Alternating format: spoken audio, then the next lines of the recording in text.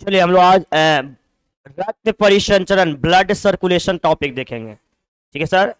इससे पहले आप लोग को रेस्पिरेटरी सिस्टम के बारे में, श्वसन तंत्र के बारे में बताया गया था। उससे पहले आपका स्केलेटन सिस्टम, कंकाल तंत्र। उससे पहले सेल के बारे में बताया गया था।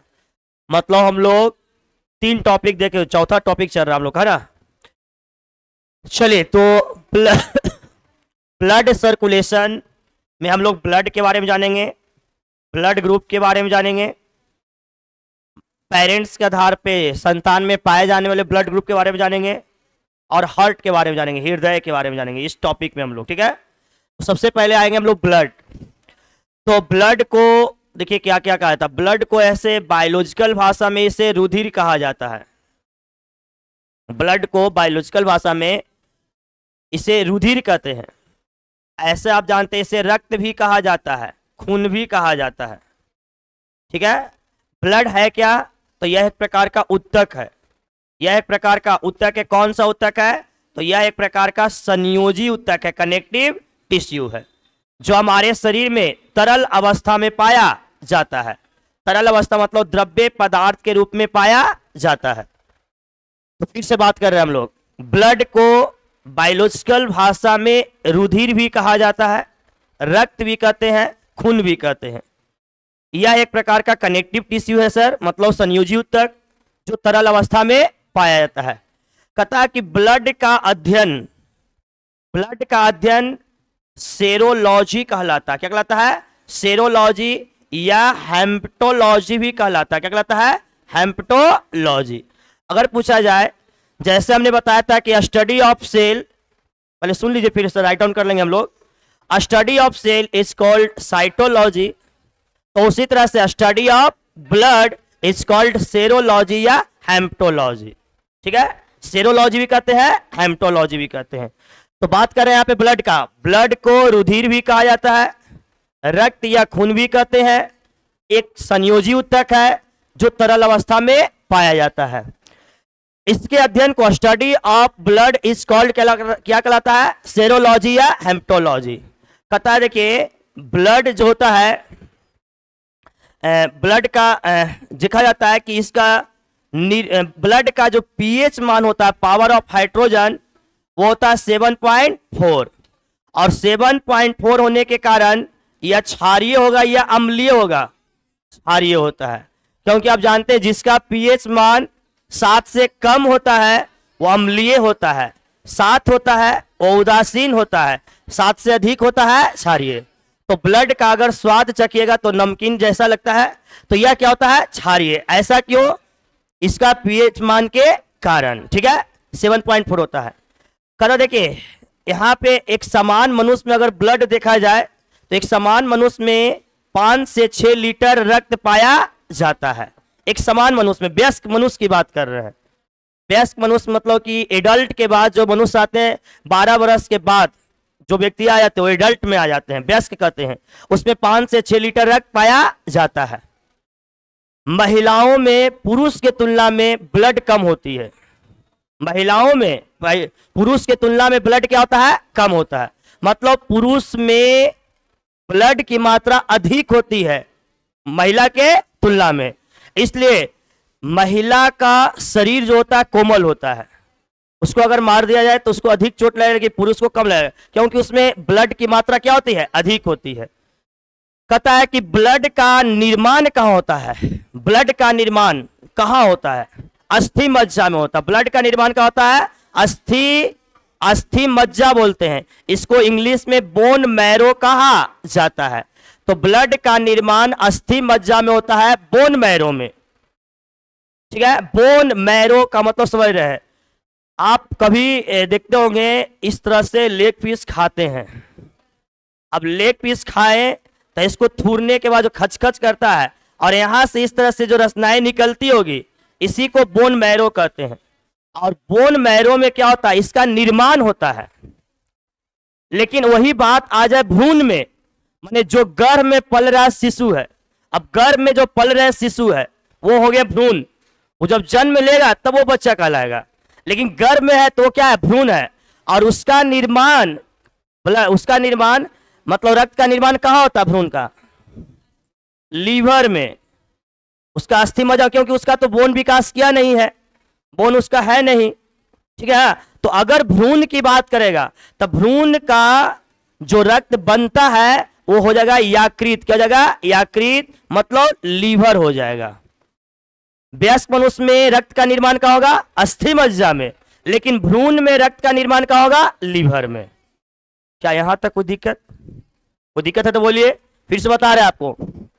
ब्लड को क्या कहते हैं, रुधिर, इसे रक्त या खून भी कहते हैं। कौन उत्तक है, संयोजी उत्तक। किस अवस्था में पाया जाता है, तरल अवस्था में। इसके अध्ययन को क्या कहते हैं, इसका पीएच मान कितना होगा, इसमें बताइए समान मनुष्य में के लीटर रक्त, बताइए रक्त का निर्माण कहाँ होगा, अस्थि मज्जा में, जबकि भ्रूण में रक्त का निर्माण कहाँ होता है, लीवर में। चलिए अब बताइए ब्लड जमा कहाँ होता है, बैंक ऑफ ब्लड किसे कहा जाता है, प्लीहा को बैंक ऑफ ब्लड किसे कहते हैं, तो बैंक ऑफ ब्लड कहा जाता है प्लीहा, जिसे इंग्लिश में बोलते हैं स्प्लीन, क्या बोलते हैं, स्प्लीन।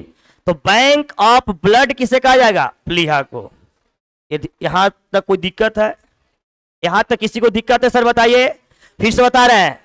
ब्लड को क्या कहते हैं, रुधिर, क्या है, रक्त या खून। कौन उत्तक है, संयोजी उत्तक। किस अवस्था में, इसके अध्ययन को क्या कहेंगे, इसका पीएच मान, एक वयस्क मनुष्य में रक्त की मात्रा, रक्त का निर्माण का होगा, भ्रूण में रक्त का निर्माण, रक्त जमा का होता है, तो रक्त जमा होता है प्लीहा में। बैंक ऑफ ब्लड कहा जाता है प्लीहा को, और प्लीहा कहाँ होता है, पेट के नीचे, क्योंकि इसका जो खाली स्थान होता है वहीं पे होता है, ठीक है। अब देखिए यहां तक तो कोई दिक्कत नहीं है, ब्लड में कोई दिक्कत है तो बोलिए। अब बताइए ब्लड कितने प्रकार के होते हैं, 3 प्रकार, बताइए। ब्लड 2 प्रकार के होते हैं, इसको पहले राइट डाउन कर दे सर, राइट डाउन कर लीजिए पहले, इसको राइट डाउन कर लीजिए। अच्छा हम बोल के लिखवा दे कि ऐसे आप लिख लीजिएगा, चलिए ठीक है। हेडिंग दीजिए ब्लड, ब्लड हेडिंग दीजिए, हम लिखवा देते हैं। हेडिंग दीजिए ब्लड।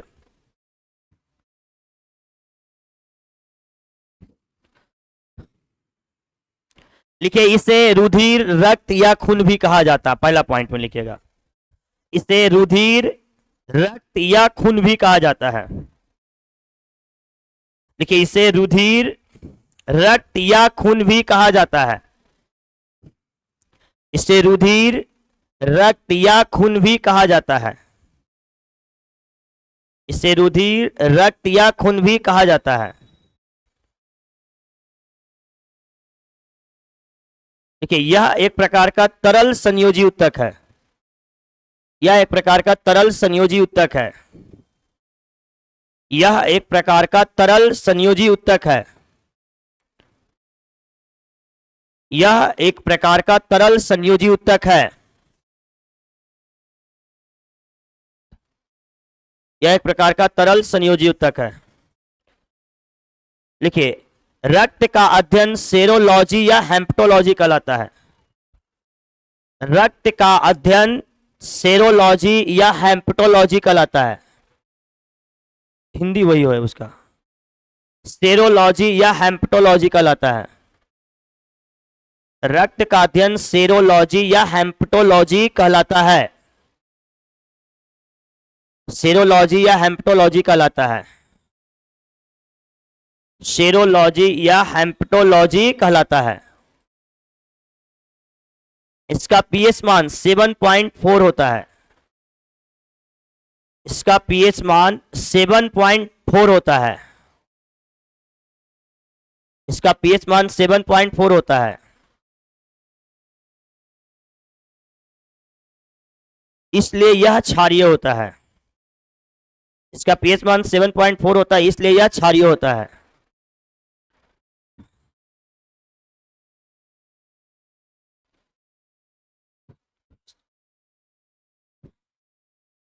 एक वयस्क मनुष्य में 5 से 6 लीटर रक्त पाया जाता है, एक वयस्क मनुष्य में 5 से 6 लीटर रक्त पाया जाता है, एक वयस्क मनुष्य में 5 से 6 लीटर रक्त पाया जाता है, एक वयस्क मनुष्य में 5 से 6 लीटर रक्त पाया जाता है।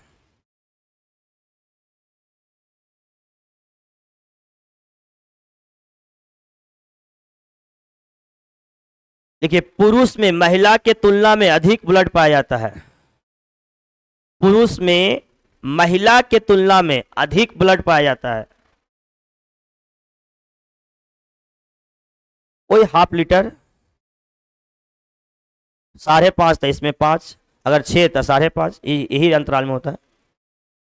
पुरुष में महिला के तुलना में अधिक ब्लड पाया जाता है।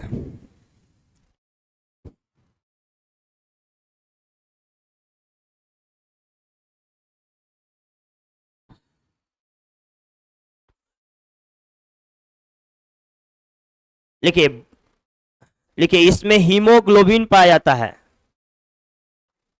इसमें हीमोग्लोबिन पाया जाता है। इसमें हीमोग्लोबिन पाया जाता है। हीमोग्लोबिन में शॉर्ट में लिख देगा Fe, मतलब आयरन। हीमोग्लोबिन कोष्ठ में लिख देगा Fe, मतलब हीमोग्लोबिन में आयरन पाया जाता है। देखिए, इसमें हीमोग्लोबिन पाया जाता है। इसमें हीमोग्लोबिन पाया जाता है, जिसके कारण रक्त का रंग लाल होता है। इसमें हीमोग्लोबिन पाया जाता है, जिसके कारण रक्त का रंग लाल होता है। इसमें हीमोग्लोबिन पाया जाता है, जिसके कारण रक्त का रंग क्या होता है? लाल होता है। इसका निर्माण अस्थि मज्जा में होता है। इसका निर्माण अस्थि मज्जा में होता है, बोन मैरो। देखिए, इसका निर्माण अस्थि मज्जा में होता है। देखिए, इसका निर्माण अस्थि मज्जा में होता है, बोन मैरो। इसका निर्माण अस्थि मज्जा में होता है। इसका निर्माण अस्थि मज्जा में होता है। ठीक है, लिखिएगा, भ्रूण में रक्त का निर्माण लीवर में होता है। लिखिएगा, भ्रूण में, पॉइंट बनाकर लिखिएगा, भ्रूण में रक्त का निर्माण लीवर में होता है। भ्रूण में रक्त का निर्माण लीवर में होता है।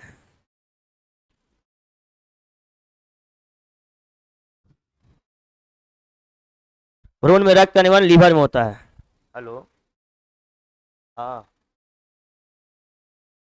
हाँ, क्लास क्लोज है बाबू, आज बंद है।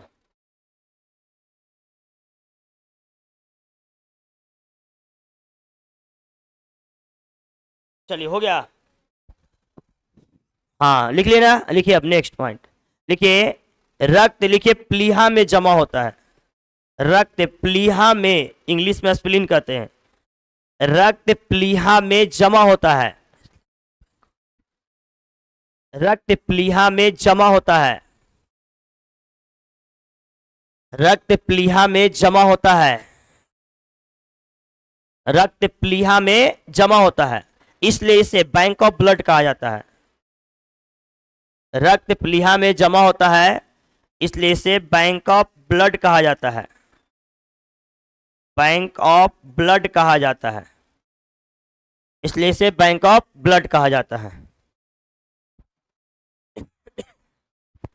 इसलिए इसे बैंक ऑफ ब्लड कहा जाता है। यहां तक कोई दिक्कत नहीं है? चलिए।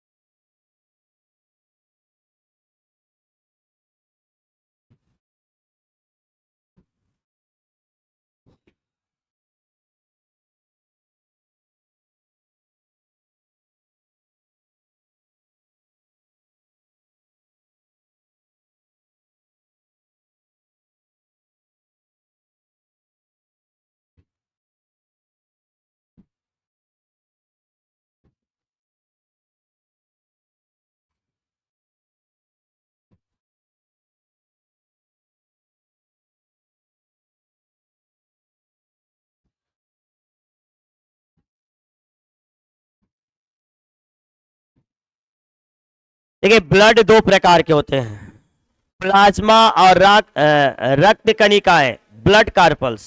ठीक है, रक्त कितने प्रकार के होते हैं? दो प्रकार के, प्लाज्मा और क्या बोलेगा, रक्त कणिकाएं, ब्लड कार्पल्स। ठीक है, अब देखिएगा ब्लड, मान लीजिए कि यहाँ पे 100% है, तो यहाँ पे प्लाज्मा का प्रतिशत 55 होगा। ब्लड में प्लाज्मा के प्रतिशत पाएगा 55%, जबकि वही रक्त कणिकाएं का अगर प्रतिशत लिया जाए तो कितना हो जाएगा? 45। यह तरल द्रव्य अवस्था में पाया जाता है, जबकि यह ठोसीय अवस्था में पाया जाता है। ठीक है, देखिए यहाँ पे इसमें दो प्रकार के प्रोटीन होते हैं, एक होते हैं फिब्रिनोजेन। क्या होता है? फिब्रिनोजेन। फिब्रिनोजेन, एक होता है थ्रोम्बोबिन, थ्रोम्बोमिन होता है या थ्रोम्बोबिन। ठीक है, दो प्रकार के इसमें प्रोटीन पाए जाते हैं। तो देखिए प्लाज्मा और एक रक्त कणिकाएं, हम ब्लड दो प्रकार के बताएं आपको, प्लाज्मा और रक्त कणिकाएं। प्लाज्मा में, रक्त में प्लाज्मा के प्रतिशत 55%, और इसमें प्रोटीन पाए जाते हैं फिब्रिनोजेन, एक थ्रोम्बोबिन। थ्रोम्बो क्या हो जाएगा? विन। अब यहाँ पे यह क्या है, अगर प्लाज्मा में से इसको हटा दिया जाए, किसको हटा दिया जाए? फिब्रिनोजेन को। तो जैसे ही हटा दिया जाएगा इसका, तो इसका जो रंग है, कलर है, यह पीला हो जाएगा। कैसा हो जाएगा? हल्का पीला हो जाएगा। क्या हो जाएगा? हल्का पीला द्रव्य पदार्थ हो जाता है।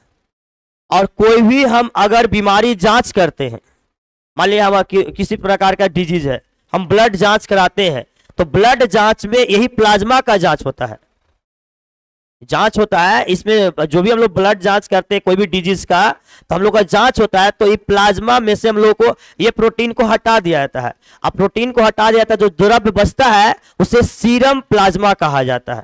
क्या कहते हैं? Serum plasma. और उसी से पता चलता है बीमारी का। ठीक है, अब इसमें क्या होता है, प्लाज्मा का मुख्य कार्य क्या है? एंटीबॉडी। यह कैसा होता है? तो हल्का पीला द्रव्य पदार्थ होता है। इसमें प्लाज्मा में 90% क्या होता है? जल होता है। प्लाज्मा में क्या होता है? 90% जल, और 10% क्या होते हैं? कार्बनिक और अकार्बनिक पदार्थ होते हैं, मतलब ऑर्गेनिक और इनऑर्गेनिक। तो यहां पे पूछा जाता है ऑब्जेक्टिव कि कैसा हल्का, कैसा रंग का होता है? हल्का पीला। कितना प्रतिशत जल? 90%। के प्रतिशत पाया जाता है? कार्बनिक अकार्बनिक। कार्बनिक अकार्बनिक माने प्रोटीन की जो मात्रा है, ये कितना मात्रा होता है? मात्र 10%। सबसे ज्यादा क्या पाया जाएगा? जल। उसके बाद प्लाज्मा के बाद रक्त कणिकाएं होते हैं, इसमें पाए जाते हैं आरबीसी, पाए जाते हैं डब्ल्यूबीसी, पाया जाता है प्लेटलेस। ठीक ना, तो वैसी रक्त कणिकाएं है ना, जिसमें आरबीसी डब्ल्यूबीसी प्लेटलेस पाया जाता है, आरबीसी डब्ल्यूबीसी प्लेटलेस पाया जाता है, उसे रक्त कणिकाएं, ब्लड कार्पल्स कहा जाता है। यह ठोसीय अवस्था में होता है। ठीक है, यह क्या होता है? ठोसीय अवस्था में। कितने प्रतिशत होता है? 45%।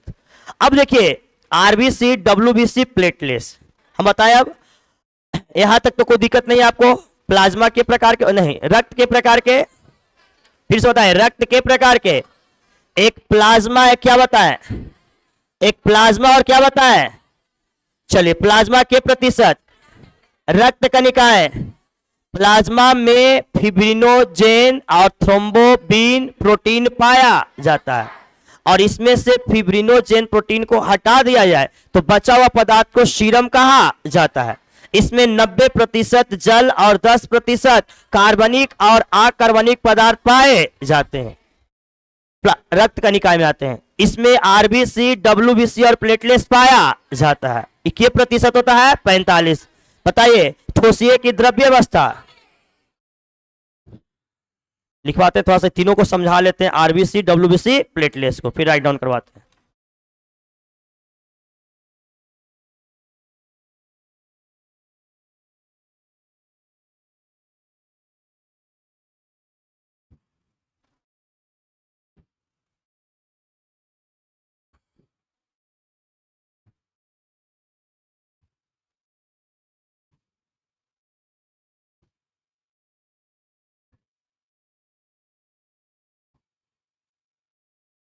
हाँ सर बोलिए। ब्लड में टोटल कितना प्रतिशत जल पाया जाता है? ब्लड में ना पूछ रहा है ना, तो ब्लड में अगर आए तो सबसे ज्यादा वो 92 हो जाएगा आपका, 90 से 92। अब प्लाज्मा की बात करें तो अलग हो जाएगा, उसका अलग हो जाएगा, ठीक है। ब्लड में पूछेगा तो 90 92 बोल सकते हैं। शरीर में पूछेगा तो 70। जीव के शरीर में, हमारे हमारे शरीर में कितने हैं तो 70%, बाकी 30% में सब कुछ आ जाएंगे। हाँ सर देखिए, हमने बताया अभी ब्लड कार्पल्स, रक्त कणिकाएं, इसे रक्त कोशिकाएं भी कहते हैं। ब्लड कार्पल्स को ब्लड सेल भी कह सकते हैं। ये हम बताएं कि आरबीसी, डब्ल्यूबीसी, प्लेटलेट्स, ऐसे इसका वैज्ञानिक नाम बताया जाएगा, तीनों का वैज्ञानिक नाम देखा जाए तो इसे एरिथ्रोसाइट कहते हैं। क्या कहते हैं? एरिथ्रोसाइट। इरिथ्रो नामक वैज्ञानिक ने इसके बारे में बताया था। इसको कहते हैं सर ल्यूकोसाइट। क्या कहते हैं? ल्यूकोसाइट कहा जाता है। और इसे कहा जाता है थ्रोम्बोसाइट। क्या कहते हैं? थ्रोम्बोसाइट। मतलब वैज्ञानिक नाम इसका है तीनों के। मतलब हिरिथ्रो नामक वैज्ञानिक ने इसके बारे में बताया, लूको ने इसके बारे में बताया, और थ्रोम्बोनो इसके बारे में बताया, ठीक है।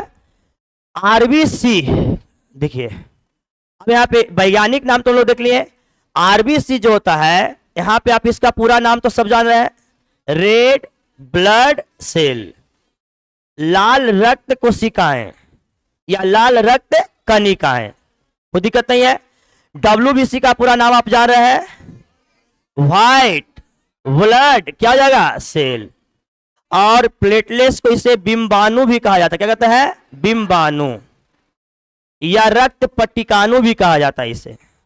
रक्त पट्टिकाणु या क्या कहता है? बिंबाणु। तो देखिए आप ध्यान दीजिएगा, आरबीसी का वैज्ञानिक नाम एरिथ्रोसाइट, एरिथ्रोसाइट, इसका ल्यूकोसाइट, इसका थ्रोम्बोसाइट, इसका पूरा नाम रेड ब्लड सेल, इसका पूरा नाम व्हाइट ब्लड सेल। इसको कहता है, इसमें केंद्रक नहीं पाया जाता है। आरबीसी में केंद्रक नहीं पाया जाता है, जबकि डब्ल्यूबीसी में केंद्रक पाया जाता है। डब्ल्यूबीसी में केंद्रक पाया जाता है, जबकि इसमें भी केंद्रक नहीं पाया जाता है। इसमें भी केंद्रक नहीं होता है, ठीक है। तो इसमें केंद्रक नहीं पाया जाता, इसमें केंद्रक पाया जाता है, इसमें केंद्रक नहीं पाया जाता। जब केंद्रक नहीं होगा तो आप जान रहे हैं, पढ़े कोशिका के बारे में, केंद्रक के अंदर ही क्रोमेटिन जाल होता है, कोशिका विभाजन होता है। तो बताइए, क्या आरबीसी के द्वारा डीएनए जांच हो सकता है? क्योंकि आरबीसी में डीएनए है ही नहीं है, इसमें केंद्रक अनुपस्थित है, तो इसलिए क्या आरबीसी से हम पता कर सकते हैं डीएनए के बारे में? नहीं। जब भी डीएनए जांच करना होगा, नेल ले सकते हैं, स्किन ले सकते हैं, हेयर ले सकते हैं, स्पीट ले सकते हैं, लेकिन क्या आरबीसी के द्वारा होगा? नहीं हो। क्यों नहीं होगा? क्योंकि इसमें केंद्रक नहीं है। केंद्रक नहीं तो डीएनए नहीं है, क्योंकि केंद्रक के अंदर ही डीएनए पाया जाता है, इसलिए केंद्रक न प्लेटलेट्स के द्वारा होगा, हाँ डब्ल्यूबीसी के द्वारा होगा। अगर आइए पूछेगा अगर कि बताइए आरबीसी का आकार कैसा होता है, तो आरबीसी का आकार ऐसा होता है गोल। कैसा होता है? गोल। जबकि डब्ल्यूबीसी का आकार अनिश्चित होता है। क्या होता है? अनिश्चित। इसका कोई निश्चित आकार नहीं होता है, और इसका आकार होता है उत्तल लेंस के जैसा। कैसा होता है? उत्तल लेंस। गोल होता है लेकिन उत्तल लेंस के जैसा होता है। यहाँ पे 4 पॉइंट बता दिया आपको हम, आरबीसी, डब्ल्यूबीसी, प्लेटलेट्स। बताइए आरबीसी का वैज्ञानिक नाम क्या होगा? अरे बोले क्या होगा? डब्ल्यूबीसी का वैज्ञानिक नाम, प्लेटलेट्स का थ्रोम्बोसाइट। बताइए इसका पूरा नाम, इसमें केंद्रक, एब्सेंट की प्रेजेंट, इसमें इसका शेप कैसा होगा? इसका अब देखिए यहाँ पे शेप तो लोग देख लिए। उसके बाद देखिए आरबीसी में हीमोग्लोबिन पाया जाएगा या नहीं पाया जाएगा? इसमें हीमोग्लोबिन पाया जाएगा। इसमें एच बी माने क्या होता है? हीमोग्लोबिन। प्रेजेंट होगा या एब्सेंट होगा? प्रेजेंट होगा, है ना। और जबकि इसमें क्या होगा बताइए? इसमें क्या होगा? एब्सेंट। इसमें हो जाएगा सर एब्सेंट हो जाएगा, है ना। इसमें क्या होगा? इसमें भी प्रेजेंट होगा। क्या होगा? प्रेजेंट। प्लेटलेट्स लाल नहीं होता, लेकिन लाल को थक्का जमने में मदद करता है ना। लाल तो नहीं होता है, लेकिन रक्त को थक्का जमने में मदद करता है। इंपॉर्टेंट क्वेश्चन एकदम, ठीक है। इसका हम शेप के बारे में थोड़ा सा क्लियर नहीं, लेकिन ये जरूर है कि रक्त को थक्का जमने में सहायता प्रदान करता है। चलिए, यहां तक तो हो गया सर। अब बताइए, देखिए आरबीसी की अगर संख्या पूछेगा आपसे कि आरबीसी की संख्या कितना होता है, तो हो जाता है 5 मिलियन। 5 मिलियन वाला आपको समझ, 1 मिलियन मैंने 10 लाख, मतलब इसकी संख्या हो जाता है 50 लाख संख्या होती है इसका। अगर आरबीसी का नंबर्स पूछेगा, संख्या पूछेगा, तो कितना बोलेगा, कितना बोलेगा। और बताइए डब्ल्यूबीसी का 10,000 क्या बोलेगा, और प्लेटलेट्स का 2 लाख क्या हो जाएगा, बताइए 2 लाख। तो बात करते फिर से, आइए आरबीसी के बारे में थोड़ा सा देखते हैं, एक बार क्लियर करते हैं। आरबीसी का वैज्ञानिक नाम बोलिए, पूरा नाम, केंद्रक, आकार, हीमोग्लोबिन, प्रेजेंट या एब्सेंट, बताओ बताइए। इसकी संख्या 50 लाख। अब इसका कार्य क्या है, यह क्या कार्य करता है, यह तो हमारे शरीर को सुरक्षा प्रदान करता है। अगर आपके शरीर में आरबीसी की कमी रहेगी, आरबीसी की अगर कमी हुई, मान लीजिए कि आपके शरीर में आरबीसी की कमी हुई, तो बताइए हीमोग्लोबिन भी क्या हो जाएगा, कम जाएगा। जब हीमोग्लोबिन पल कम जाएगा तो हमारे शरीर में कमजोरी सताएगा। हम लोग सोने के लिए, पढ़ने के लिए बैठेंगे लेकिन नींद आने लगेगा, आलसपन आएगा। किसके कारण, एचबी के कारण, हीमोग्लोबिन के कारण आया कि नहीं आएगा, बताइए। तो बताइए आरबीसी कमेगा, हीमोग्लोबिन कमेगा, और हीमोग्लोबिन कमेगा, आपके शरीर में एकदम वीकनेस आ जाएगा। अब वीकनेस होगा तो किसी चीज के कार्य में मन नहीं लगेगा। इसलिए आरबीसी को सही करना बहुत ही जरूरी है। आरबीसी के कारण ही आपके शरीर में कमजोरी आता है, और इसकी कमी से एनीमिया रोग होता है, रक्त की कमी जिसको बोलते हैं, रक्त अल्पता भी कहा जाता है। अगर पूछा कि बताइए आरबीसी की कमी से कौन सा रोग होता है, तो रक्त अल्पता, क्या बोलेंगे, रक्त अल्पता रोग कहा जाता है। इसको एनीमिया कहते हैं। क्या कहते हैं, एनीमिया। एनीमिया मतलब ब्लड की कमी। ब्लड में क्या की कमी, आयरन की कमी या लोहा की कमी। आयरन के गोली खाइए, स्पंदुचारो खाइए, तंदुरुस्त हो जाएगा, फिर मजा आएगा। चलिए, तो अब यही रहा, आरबीसी के बारे में कोई दिक्कत है यहाँ तक, बताइए। आरबीसी हो गया कंप्लीट। फिर से आरबीसी का वैज्ञानिक नाम है, पूरा नाम, केंद्रक, एब्सेंट, आकार, बताइए हीमोग्लोबिन, इसका संख्या 5 मिलियन या 50 लाख, शरीर को सुरक्षा प्रदान करेगा। आरबीसी कमेगा, हीमोग्लोबिन कमेगा, कमेगा तो कौन सा रोग होगा। क्या आरबीसी के बारे में यहां तक कोई दिक्कत नहीं। अब आई डब्ल्यूबीसी। डब्ल्यूबीसी क्या है, देखिए इसका पूरा नाम नहीं, इसका पूरा नाम व्हाइट ब्लड सेल, इसका वैज्ञानिक नाम केंद्रक, प्रेजेंट, बताए आकार, हीमोग्लोबिन, संख्या 10,000। अब इसका क्या कार्य है, डब्ल्यूबीसी का क्या कार्य है, ये तो देखिए रक्त के कमी से ऐसा आपको आएगा। अगर डब्ल्यूबीसी, तो डब्ल्यूबीसी मेन चीज है हम लोग के शरीर का। हाँ, क्योंकि डब्ल्यूबीसी में 3 चीज पाया था, मेन चीज। एक पाया था सर एंटीबॉडी, एंटीबॉडी पाया था है, और एंटीबॉडी हो गया, और एक होता है टी सेल, लिम्फोसाइट। क्या होता है, लिम्फोसाइट। टी सेल बोलते हैं लिम्फोसाइट। और एक होता है सर आपको मोनोसाइट। क्या होता है, मोनोसाइट। 3 चीज आपके शरीर में होता है। डब्ल्यूबीसी में 3 चीज का कार्य होता है। एंटीबॉडी एक है ना, T4 लिम्फोसाइट, एक क्या होता है, मोनोसाइट। अब तीनों का अलग अलग कार्य है। अब जा रहे हैं एंटीबॉडी, ये हमारे शरीर में रोगों से सुरक्षा प्रदान करता है। अगर कोई भी आपके शरीर में जीवाणु, विषाणु, कीटाणु, कोई भी सूक्ष्म जीव प्रवेश करता है, तो आपको शरीर को सूचना प्रदान कौन करता है, एंटीबॉडी। एंटीबॉडी रोकता है तुम यहां पे प्रवेश मत करो। हम लोग देखिए इतना बड़ा, मतलब कि महामारी आया कोरोना, हम लोग सुरक्षित रहे, इसका कारण था आपका एंटीबॉडी सही, और कोई बात नहीं है। आप देखते हैं कि मतलब कि आसपास में गांव के जो बच्चे कितना अच्छा से रहे थे, उसका कारण क्या था? सभी चीजों से लड़ने की क्षमता उसके शरीर में अधिक थी।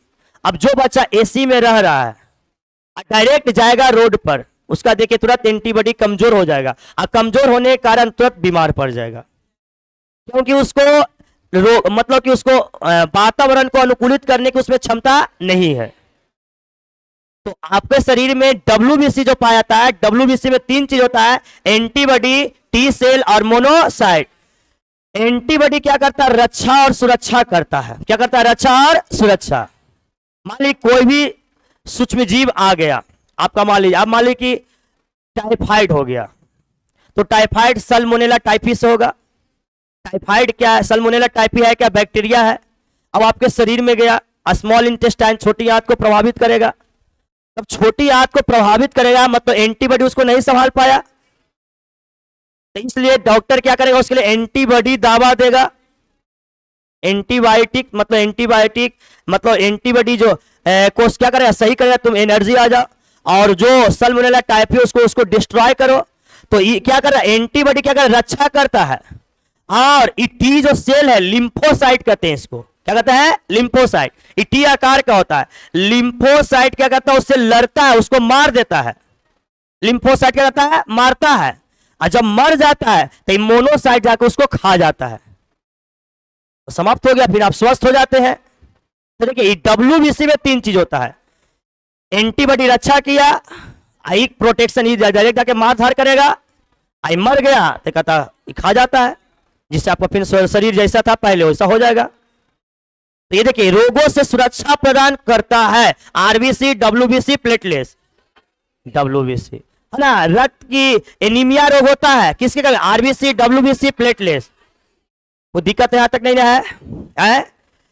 देखिए एक चीज और, इसका जीवन काल मात्र 4 दिन होता है, बहुत कम होता है। ब्लड मरा फिर तुरंत बन जाता है। इसका जीवन काल कितना होता है? 120 दिन होता है। इसका जीवन काल 10 दिन। ठीक है, तो चलिए अब यहाँ देखिए, आरबीसी हो गया सर, डब्ल्यूबीसी हो गया, अब क्या आ जाएगा? प्लेटलेट्स। प्लेटलेट्स को क्या कहे बताइए? थ्रोम्बोसाइट। क्या कहेंगे? बिंबाणु। केंद्र क्या होगा? आकार कैसा होगा बताइए? यह कितना लाख होगा? 2 लाख। और यह क्या करता है? इसका मुख्य कार्य क्या है? तो यह रक्त का थक्का जमने में सहायता प्रदान करता है। जैसे रक्त का थक्का मतलब शरीर का कोई अंग कट गया, अब कट जाता है किसी कारण तो रुक जाता है ब्लड, तो मतलब आपका प्लेटलेट सही है, लेकिन रक्त का थक्का नहीं जमा। अगर किसी को हीमोफीलिया रोग है, हीमोफीलिया डिजीज में क्या होता है? शरीर का थोड़ा सा भी अंग कट गया, ब्लड फोर्सिंग से निकलता है। अब फोर्सिंग से ब्लड निकले तो अधिक ब्लड करने के कारण व्यक्ति बेहोश हो जाएगा, मौत भी हो सकती है। हीमोफीलिया जिसको रोग होता है उसका रक्त का थक्का नहीं जमता है। तो रक्त को थक्का जमने में मदद कौन करता है? प्लेटलेट्स। और विटामिन बी 12 भी रक्त को थक्का जमाने में सहायता प्रदान करता है। के, हाँ विटामिन बी 12, विटामिन के। ठीक है सर, कोई दिक्कत है यहाँ पे? तो आप बताइए रक्त क्या लिखवा दिया आपको? अब लिखिए रक्त 2 प्रकार के, लिखिए जल्दी। अब चलिए लिखिए, अब रक्त 2 प्रकार के होते हैं, स्टार मार मार के लिखिए। देखिए रक्त 2 प्रकार के होते हैं। देखिए रक्त 2 प्रकार के होते हैं, रक्त 2 प्रकार के होते हैं, लिखिएगा।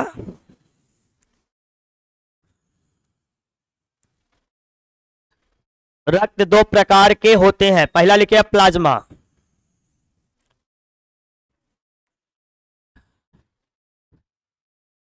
पहला प्लाज्मा लिखिए और दूसरा रक्त कणिकाएं लिखिएगा। देखिए रक्त 2 प्रकार के होते हैं, पहला प्लाज्मा और दूसरा लिखिए रक्त कणिकाएं।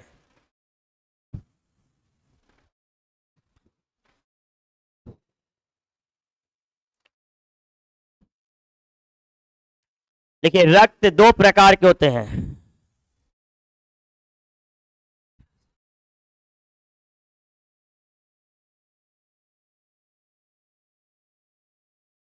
रक्त 2 प्रकार के होते हैं, लिख लिए प्लाज्मा और क्या लिखे सर? रक्त कणिकाएं। प्लाज्मा लिख के डाल दीजिए, प्लाज्मा हेडिंग दे दीजिएगा, पॉइंट बना बना के लिखिएगा, ठीक है। प्लाज्मा हेडिंग दीजिए, प्लाज्मा हेडिंग दीजिए, पॉइंट बना के लिखिए। लिखिए, यह रक्त में 55% पाया जाता है, यह रक्त में 55% पाया जाता है, यह रक्त में 55% पाया जाता है, यह रक्त में 55% पाया जाता है। नेक्स्ट पॉइंट लिखिए सर, इसमें फिब्रिनोजेन, इसमें फिब्रिनोजेन एवं थ्रोम्बोबिन प्रोटीन पाया जाता है, इसमें फिब्रिनोजेन एवं थ्रोम्बोबिन प्रोटीन पाया जाता है।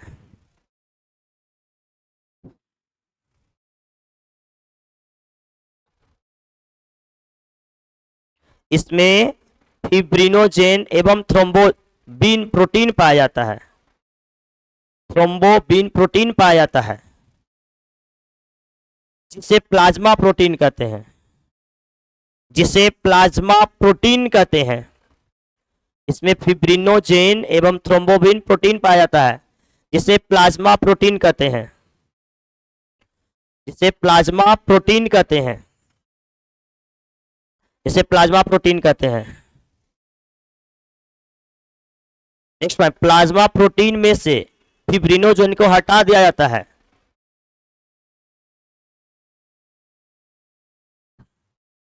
प्लाज्मा प्रोटीन में से फिब्रिनोजेन को हटा दिया जाता है, फिब्रिनोजेन को हटा दिया जाता है, फिब्रिनोजेन को हटा दिया जाता है, तो हल्का पीला द्रव्य पदार्थ हो जाता है, तो हल्का पीला द्रव्य पदार्थ हो जाता है, तो हल्का पीला द्रव्य पदार्थ हो जाता है, हल्का पीला द्रव्य पदार्थ हो जाता है, जो सीरम कहलाता है, जो सीरम कहलाता है, हल्का पीला द्रव्य पदार्थ हो जाता है, हल्का पीला द्रव्य पदार्थ हो जाता है, जो सीरम कहलाता है, जो सीरम कहलाता है।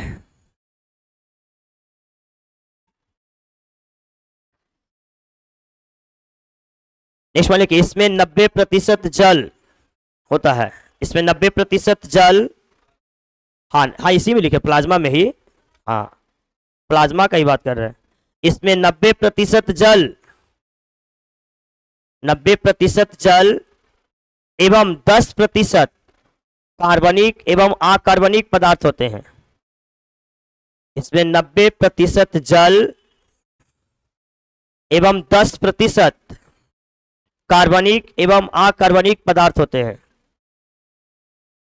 इसमें 90% जल एवं 10% कार्बनिक एवं अकार्बनिक पदार्थ होते हैं।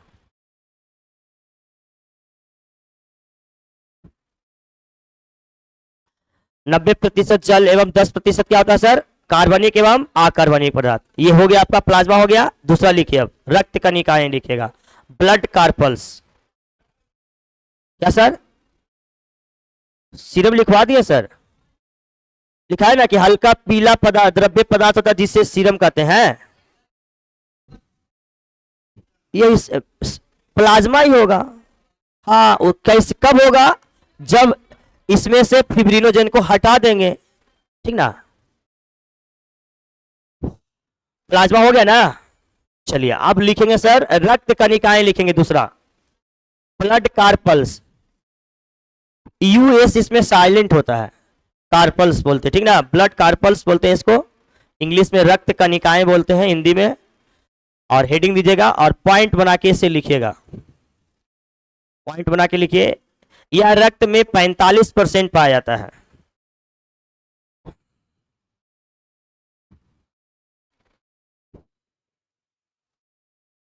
देखिए, यह रक्त में 45% पाया जाता है। यह रक्त में 45% पाया जाता है। यह रक्त में 45% पाया जाता है।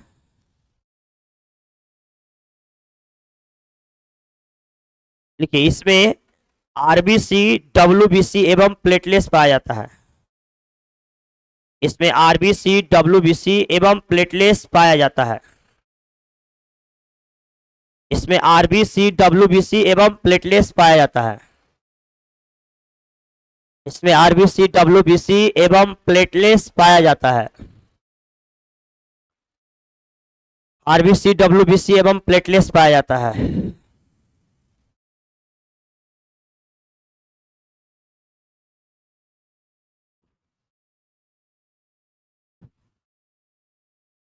चलिए, आरबीसी, डब्ल्यूबीसी, प्लेटलेट्स हो गया। अच्छा, क्या ये आप ऐसे लिख लीजिएगा, ठीक रहेगा? पॉइंट वन लिखा दें? ठीक सर, ठीक। ठीक। चलिए, आरबीसी हेडिंग दीजिए तो। ठीक है, लैंग्वेज में लिखवा दे। चलिए, रक्त कणिकाएं तो हो गया कि इसमें आरबीसी, डब्ल्यूबीसी, प्लेटलेट्स पाया जाता है। अब लिखिएगा आरबीसी दीजिए, आरबीसी लिखिएगा। आरबीसी हेडिंग दीजिए, एक एक करके लिख ले। आरबीसी,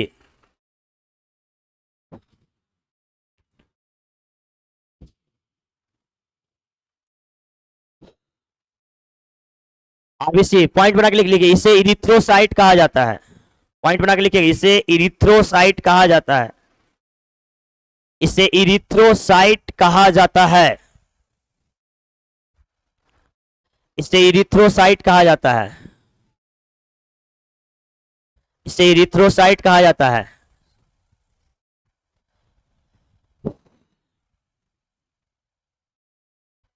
इसे इरिथ्रोसाइट कहा जाता है, लिख लिए। नेक्स्ट लिखिए, इसका पूरा नाम रेड ब्लड सेल होता है। इसका पूरा नाम रेड ब्लड सेल होता है, लाल रक्त कोशिका। इसका पूरा नाम रेड ब्लड सेल होता है, लाल रक्त कोशिका। इसका पूरा नाम रेड ब्लड सेल होता है, लाल रक्त कोशिका होता है।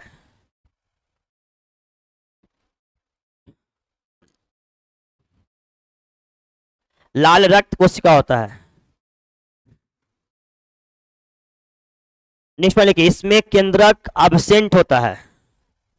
इसमें केंद्रक अब्सेंट होता है, नहीं पाया जाता है। इसमें केंद्रक अब्सेंट होता है। इसमें केंद्रक अब्सेंट होता है। नेक्स्ट लिखिए, यह गोलाकार रचना का होता है। यह गोलाकार रचना का होता है। यह गोलाकार रचना का होता है। यह गोलाकार रचना का होता है। इसमें हीमोग्लोबिन पाया जाता है। इसमें हीमोग्लोबिन पाया जाता है।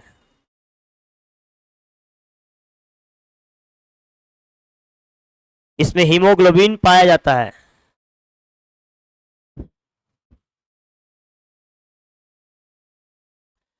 इसमें हीमोग्लोबिन पाया जाता है, हो गया ना?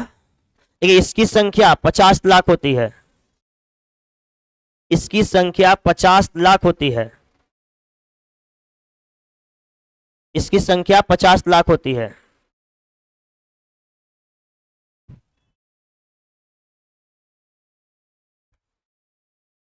इसकी संख्या 50 लाख होती है। इसका जीवन काल लिखिए 120 दिन होता है।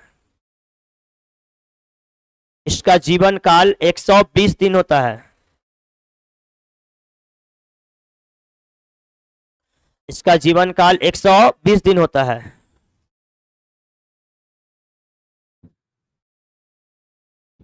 हो गया? फिर लिखिए, इसकी कमी से रक्त अल्पता रोग होता है, मतलब एनीमिया। इसकी कमी से रक्त अल्पता रोग होता है। रक्त अल्पता को कहा जाता है एनीमिया। इसकी कमी से रक्त अल्पता रोग होता है। इसकी कमी से रक्त अल्पता रोग होता है।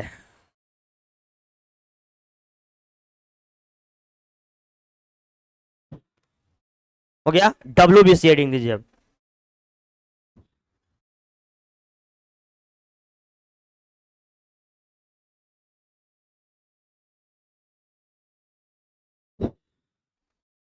डब्ल्यूबीसी लिखिए। इसे ल्यूकोसाइट भी कहा जाता है। WBC लिखेगा, इसे ल्यूकोसाइट भी कहा जाता है।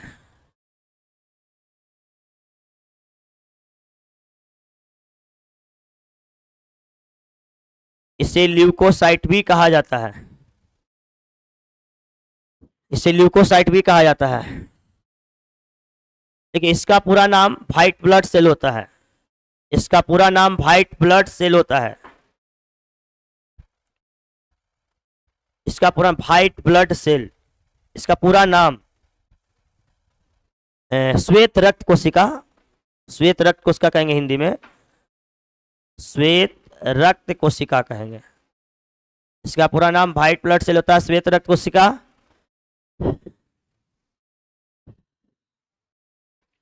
नेक्स्ट पॉइंट लिखिए, इसमें केंद्रक, इसमें केंद्रक उपस्थित होता है। इसमें केंद्रक उपस्थित होता है। इसमें केंद्रक उपस्थित होता है। इसमें केंद्रक उपस्थित होता है। इसमें केंद्रक उपस्थित होता है। नेक्स्ट में लिखिए, यह अनिश्चित आकार का होता है। यह अनिश्चित आकार का होता है। यह अनिश्चित आकार का होता है।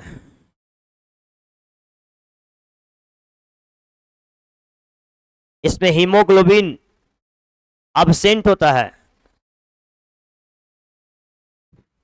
इसमें हीमोग्लोबिन अब्सेंट होता है।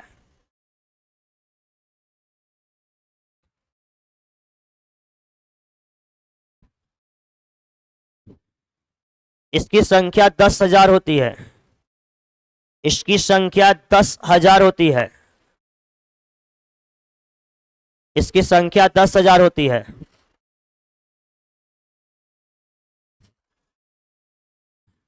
इसकी संख्या 10,000 होती है।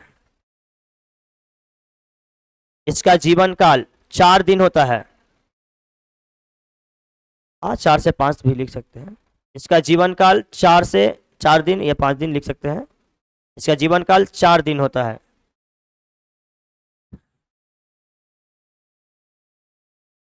देखिए यह रोगों से सुरक्षा प्रदान करता है। यह रोगों से सुरक्षा प्रदान करता है, मेन कार्य है। यह रोगों से सुरक्षा प्रदान करता है।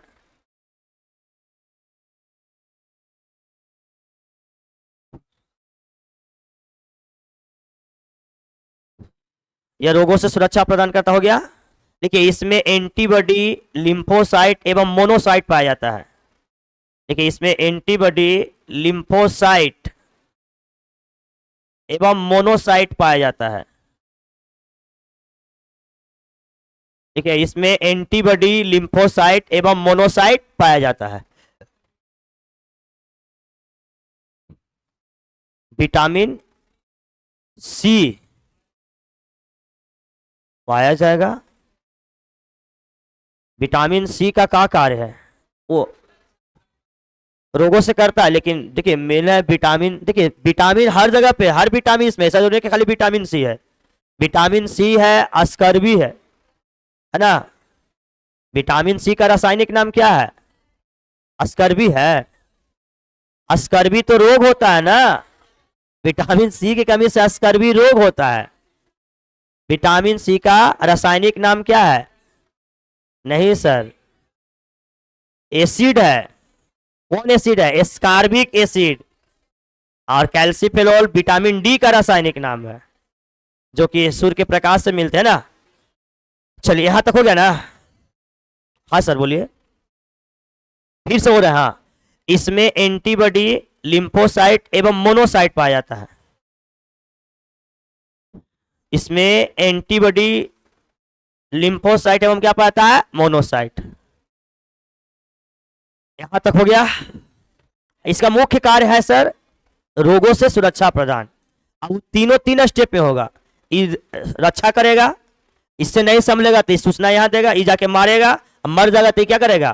खाएगा। तीनों मिल के रोगों से क्या करता है? सुरक्षा प्रदान करता है। तो आरबीसी हो गया, डब्ल्यूबीसी हो गया। अब लिखिए प्लेटलेस, हेडिंग दीजिए प्लेटलेस।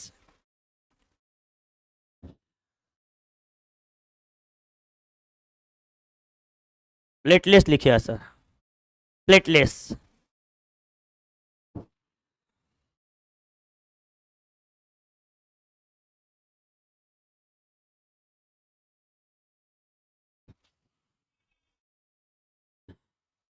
देखिए इसे थ्रोम्बोसाइट या बिंबाणु भी कहा जाता है, इसे थ्रोम्बोसाइट या बिंबाणु भी कहा जाता है,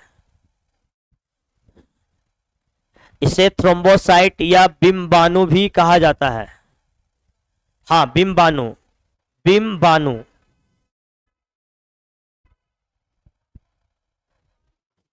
इसे थ्रोम्बोसाइट या बिंबाणु कहा जाता है। एक और बोले थे रक्त पट्टिकाणु,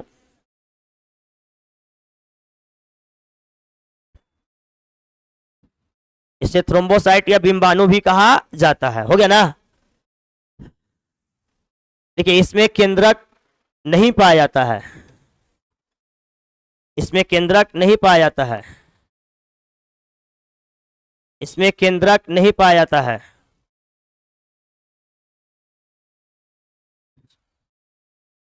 इसमें केंद्रक नहीं पाया जाता है।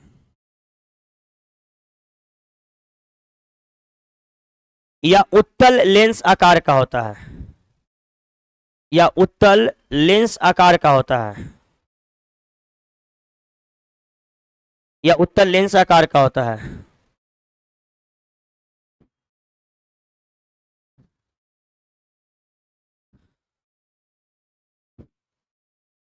इसकी संख्या 10 लाख होती है, इसकी संख्या नहीं 2 लाख होती है, इसकी संख्या 2 लाख होती है, इसकी संख्या 2 लाख होती है। इसका जीवन काल 10 दिन होता है, इसका जीवन काल 10 दिन होता है।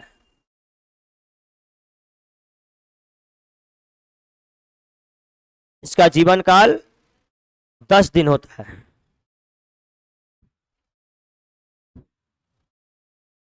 हो गया, पॉइंट एक लिखिए। देखिए यह मुख्य रूप से रक्त को थक्का जमने में मदद प्रदान करता है, यह मुख्य रूप से रक्त को थक्का जमने में सहायता प्रदान करता है, रक्त को थक्का जमने में सहायता प्रदान करता है, यह मुख्य रूप से रक्त को थक्का जमने में सहायता प्रदान करता है।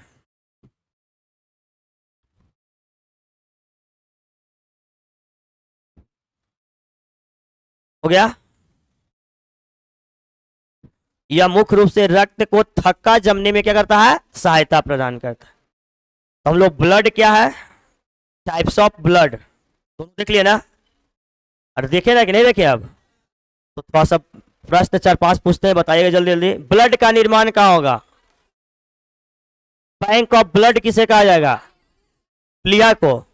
चलिए बताइए एनीमिया रोग किसकी कमी से होगा, रोगों से सुरक्षा प्रदान कौन करेगा, WBC। भ्रूण में गर्भ में पल रहे शिशु में रक्त का निर्माण कहाँ होगा, लीवर में। ब्लड का अध्ययन क्या कहलाएगा, सेरोलॉजी या हेमेटोलॉजी कहेंगे ना। ब्लड का अध्ययन क्या कहलाएगा, सेरोलॉजी या हेमेटोलॉजी। तो ब्लड, टाइप्स ऑफ ब्लड। अब आते हैं ब्लड ग्रुप, ठीक है।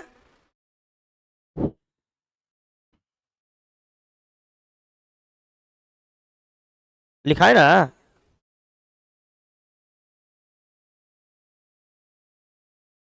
अच्छा बताएं कि यह रक्त के थक्का जमने में सहायता प्रदान करता है। जब रोग होगा, हीमोफीलिया रोग होगा तब। हाँ लिख लीजिए। हाँ विटामिन पढ़ाएंगे तब वो हो जाएगा, विटामिन पढ़ेंगे हम लोग, विटामिन के बारे में बताएंगे आपको।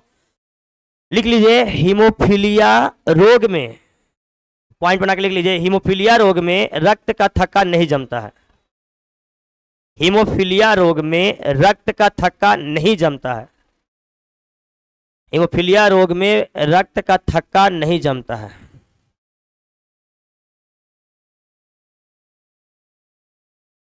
क्या सर,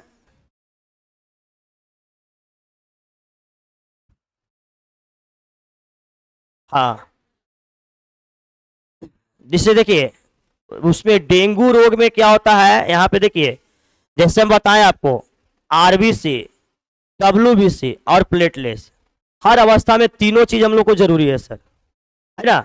जैसे देखिए RBC है, जो आपको कमी अगर रहेगा तो क्या करता है, RBC में अगर कमी रहेगा तो आपके शरीर में कमजोरी, वीकनेस ला देती है। जबकि जैसे WBC आ जाएगा तो WBC अगर आपका खराब रहेगा तो आप विभिन्न प्रकार के रोग का शिकार हो जाएगा। अगर RBC कमी रहेगा तो कमजोरी और सुस्ती आएगा। WBC कमी रहेगा तो आप विभिन्न प्रकार के रोग का शिकार होइएगा। जैसे आप देखिए कि एड्स एक रोग है, खतरनाक रोग है। कैंसर एक रोग है, खतरनाक रोग है सर। उसमें क्या होता है, एड्स में क्या होता है, हमारे शरीर में जो T4 लिम्फोसाइट है, मेन चीज को खत्म कर देता है। तो एंटीबॉडी और मोनोसाइट करेगा क्या एड्स रोग में सर? जो एड्स होता है HIV के कारण होता है, स्पर्म की, ना। और देखिए तो हम बताएं RBC वीकनेस, WBC रोगोसुरा, और इसमें क्या होता है, डेंगू में जो हो जाता है आपका प्लेटलेट्स में इसकी कमी हो जाती है ब्लड की। अब ब्लड की कमी कारण उसमें भी सुस्ती आ जाता है, तो उसमें प्लेटलेट्स की कमी भी रहेगा आपका, तो आप सुस्ती आ जाएगा और जिसके कारण आपके शरीर में आलसपन भी आएगा। ठीक है। और एक यहाँ पे बात आ गया, इस तो अलग हो गया डेंगू का बात। फिर आपको बताएं कि इसमें रक्त का थक्का नहीं जमता है, तो इसमें जो होता है हीमोफीलिया रोग होता है। तो हीमोफीलिया एक आनुवांशिक रोग है, जेनेटिकल डिजीज है। ये सर आपके शरीर में एक ग्लूमेटिक प्रोटीन पाया जाता है, जेनेटिक कोड हमारे शरीर में है DNA के अंदर, तो उसके कमी कारण ऐसा होता है। ये रोग हुआ था सबसे पहले रानी विक्टोरिया को, जेनेटिक रोग है ये हीमोफीलिया, सबसे पहले रानी विक्टोरिया को हुआ था। जैसे एक कलर ब्लाइंडनेस रोग भी है, ये भी जेनेटिक रोग है सर, जिसमें व्यक्ति लाल और हरा रंग में अंतर स्पष्ट नहीं कर पाता है। लाल दिखाया तो हरा नजर आएगा, हरा दिखाया तो लाल, ऐसा का ड्राइवर बना देता क्या होगा, है ना। फिर उसको देखते हैं आगे। अब देखिए हम लोग पढ़ेंगे ब्लड ग्रुप के बारे में सर। ब्लड ग्रुप देखेंगे अभी, ब्लड ग्रुप क्या है, उसका कार्य क्या है। अब ब्लड मतलब पेरेंट्स के आधार पे संतान में कौन कौन से ब्लड ग्रुप पाए जा सकते हैं। ठीक है, अब ये चीज हम लोग देखेंगे।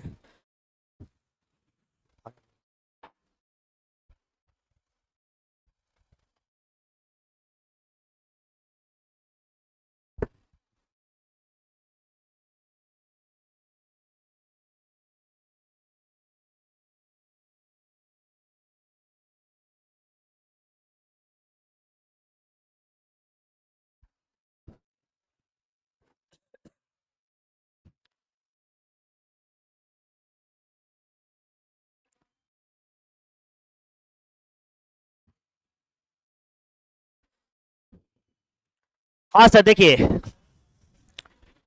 ब्लड ग्रुप समझिएगा, पहले हम लोग समझेंगे। ठीक है, ब्लड ग्रुप के बारे में बताने वाले वैज्ञानिक है कार्ल लैंड स्टीनर। किसने बताया था? कार्ल लैंड स्टीनर नामक वैज्ञानिक ने ब्लड ग्रुप के बारे में बताया था। ठीक है सर। जबकि एक विलियम हार्वे वैज्ञानिक थे जो रक्त परिसंचरण के बारे में बताए थे कि रक्त हमारे शरीर में कैसे प्रवाहित होता है, तो उसका एक अलग टॉपिक देखेंगे हम लोग। तो अभी हम लोग कार्ल लैंड स्टीनर ने ब्लड ग्रुप के बारे में बताया, और उसमें इन्होंने बताया कि प्लाज्मा के सतह पर एक विशेष प्रकार का प्रोटीन होता है। प्लाज्मा के सतह पर क्या होता है? एक विशेष प्रकार का क्या पाया जाता है? अभी पढ़े हम लोग, प्लाज्मा के सतह पर एक विशेष प्रकार का प्रोटीन पाया जाता है। तो प्लाज्मा के सतह पर एक विशेष प्रकार का प्रोटीन होता है सर, उसे एंटीबॉडी कहते हैं। क्या कहते हैं? एंटीबॉडी। प्लाज्मा के सतह पर एक विशेष प्रकार का प्रोटीन पाया जाता है, उसे एंटीबॉडी कहते हैं, और इसे कैपिटल A और कैपिटल B से सूचित किया जाता है। ये हम नहीं कर रहे, ये कार्ल लैंड स्टीनर कर रहे हैं, इनका कहना है। कार्ल लैंड स्टीनर ने कहा कि प्लाज्मा के सतह पर एक जो विशेष प्रकार का प्रोटीन पाया जाता है, जैसे विशेष प्रकार का प्रोटीन फाइब्रिनोजेन, थ्रोम्बोबिन अभी बताए, तो प्रोटीन पाया जाता है, उसी को क्या कहता है? एंटीबॉडी। एंटीबॉडी को हिंदी में प्रतिरक्षा तंत्र कहते हैं, रोगों से जो सुरक्षा प्रदान करता है, और इसे कैपिटल A और B से क्या करते हैं? सूचित करते हैं। और इन्होंने कहा कि RBC के सतह पर, रेड ब्लड सेल, RBC के सतह पर भी एक विशेष प्रकार का प्रोटीन पाया जाता है, जिसे सर कहते हैं एंटीजेन। क्या कहते हैं? एंटीजेन कहते हैं। इसे स्मॉल a और स्मॉल b से सूचित किया जाता है। ठीक है, देखिए कार्ल लैंड स्टीनर क्या कर रहे हैं? ब्लड ग्रुप की परिभाषा नहीं दे रहे हैं, समझा रहे, बता रहे इसके बारे में कि देखिए दोनों भाग ब्लड का ही है, प्लाज्मा RBC दोनों ब्लड का भाग है। तो इन्होंने कहा कि प्लाज्मा के सतह पर एक विशेष प्रकार का प्रोटीन पाया था जिसे क्या कहते हैं, एंटीबॉडी। एंटीबॉडी को कैपिटल ए और बी से क्या करेंगे, सूचित करेंगे। आरबीसी के सतह पर एक विशेष प्रकार का प्रोटीन पाया, उसे क्या कहेंगे, एंटीजन। और एंटीजन को स्मॉल ए और बी से सूचित किया जाता है। और इन्होंने कहा कि एंटीजन एंटीबॉडी के हमेशा अपोजिट होगा, विपरीत होता है, कभी भी समान नहीं होगा। इन्होंने कहा कि एंटीबॉडी और एंटीजन हमेशा क्या होता है, विपरीत होता है, विपरीत कार्य करता है। और इसी के उपस्थिति एवं अनुपस्थिति के आधार पर ब्लड ग्रुप को के भागों में बांटा गया, 4। ब्लड ग्रुप को के भागों में बांटा गया, 4। और वो ब्लड ग्रुप को जो 4 भाग में बांटा गया, वो 4 भाग है ए बी एंड ओ। मतलब आपके शरीर में 4 प्रकार के ब्लड ग्रुप पाए जाते हैं। ये तो हम लोग देख रहे हैं 4। एक चीज और आपको समझाते हैं। एक होता है एलील। एलील, एलील क्या है? एक होता है बहुविकल्पता। बहुविकल्पता होता है, एक एलील होता है। तो देखिए कहता है, एलील कहता है कोई भी जीन होता है, कहता है विपरीत जीन को एलील कहा जाता है। आपका सर जीन क्या है? जीन क्या है? तो जीन आपका लक्षण है। जीन आपका क्या है? लक्षण है। अब जैसे हम कहें, अब हम कहेंगे आपका कि जैसे मान लीजिए कि अब यहाँ पे मान लीजिए कि लड़का है और यहाँ पे क्या है, लड़की है। अब इस ये बताइए,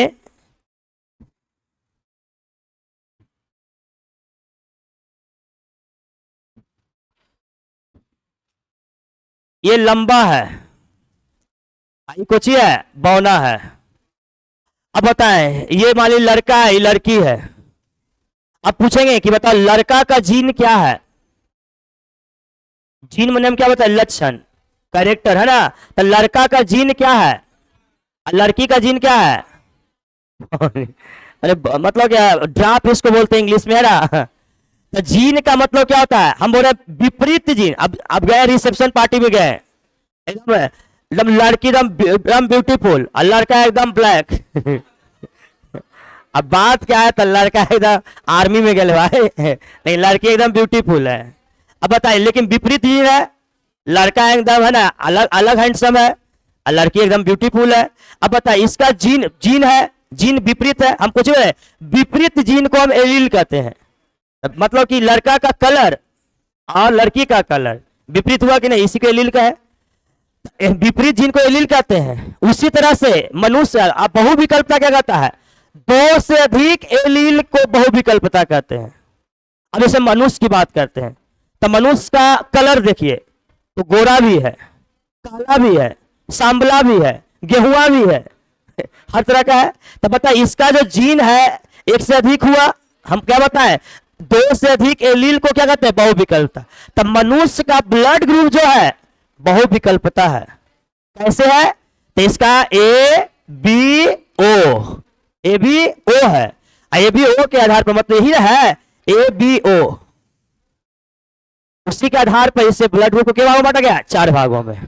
तो हम यहाँ पे 2 चीज बताया आपको। कार्ल लैंडस्टीनर ने ब्लड ग्रुप के बारे में बताया और इन्होंने कहा कि प्लाज्मा के सतह पर एक विशेष प्रकार का प्रोटीन पाया था, उसे एंटीबॉडी। और आरबीसी के सतह पर एक विशेष प्रकार का प्रोटीन पाया जाएगा, एंटीजन, है ना। इसी के आधार उपस्थिति एवं अनुपस्थिति के आधार पर ब्लड ग्रुप के प्रकार के 4 प्रकार के।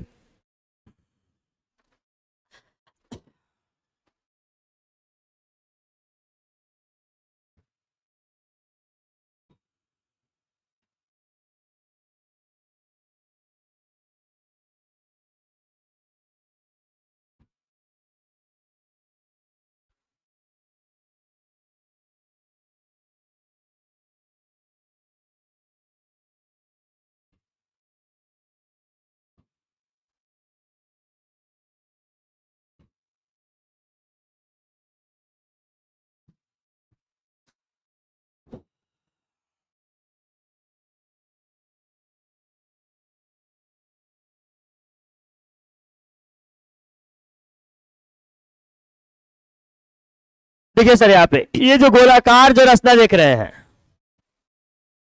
और एक बाई आकार का रचना देख रहे हैं, ये है एंटीजन ये है एंटीबॉडी, ये क्या है एंटीजन, ये क्या है एंटीबॉडी, ये क्या है एंटीबॉडी गायब है, ये क्या है एंटीजन, ये क्या है एंटीबॉडी। इतना बात समझ में आ रहा है दिमाग में। हम बात कर रहे हैं, फिर से बता रहे हैं, ब्लड ग्रुप के बारे में कौन बताया सर है? कार्लैंड स्टीनर, शॉर्ट में स्टीनर साहब बोलेंगे। और इन्होंने क्या कहा, प्लाज्मा के सतह पर, प्लाज्मा के सतह पर एक विशेष प्रकार का प्रोटीन पाया जाए जिसे क्या कहेंगे, क्या कहेगा बोलिए, एंटीबॉडी। और एंटीबॉडी को क्या से सूचित करेंगे, कैपिटल ए और बी। और आरबीसी के सतह पर एक विशेष प्रकार का प्रोटीन पाया जाएगा, उसे क्या कहेंगे सर, उसे एंटीजन कहेंगे। इसे क्या से सूचित करेंगे, अब देखिए अगर शेप है मतलब ये आकार है ब्लड ग्रुप का, पता करना है कि ब्लड ए है कि बी है कि सी है कि ओ है। तो देखिए ये जो गोलाकार रचना देख रहे हैं, अब यहां पे अगर